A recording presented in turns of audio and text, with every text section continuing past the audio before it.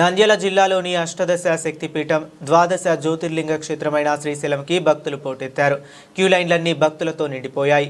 స్వామి అమ్మవార్లకు మొక్కులు తీర్చుకునేందుకు దర్శనానికి భారీగా తరలివచ్చిన భక్తులు క్షేత్రమంతా భక్తజనంతో సందడి వాతావరణం నెలకొంది. భక్తులు వేకువజాము నుండే పాతాళ గంగలో పుణ్యస్నానాలు ఆచరించి శ్రీ బ్రహ్మరాంబ మల్లికార్జున స్వామి అమ్మవార్ల దర్శనార్థమై క్యూ లైన్లో దర్శన కంపార్ట్మెంట్లలో బారులు తీరారు. శ్రీ స్వామి అమ్మవార్ల దర్శనానికి సుమారు 3 గంటల సమయం పడుతుంది.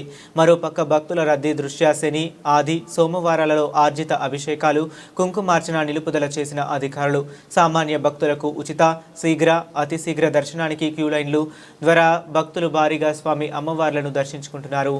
ఆన్లైన్లో వీఐపీ బ్రేక్ టికెట్ బుక్ చేసుకున్న భక్తులకు 3 విడతలుగా ఉదయం 7:30 మధ్యాహ్నం 2:30 సాయంత్రం రాత్రి 9 గంటలకు మాత్రమే స్పర్శ దర్శనానికి అనుమతులిస్తున్న అధికారులు భక్తుల రద్దీ దృష్ట్యా ఆలయ క్యూ లైన్లో భక్తులకు ఎటువంటి ఇబ్బందులు కలగకుండా శ్రీ స్వామి అమ్మవార్లను దర్శించుకునేలా ఆలయ అధికారులు ప్రత్యేక ఏర్పాట్లు చేశారు.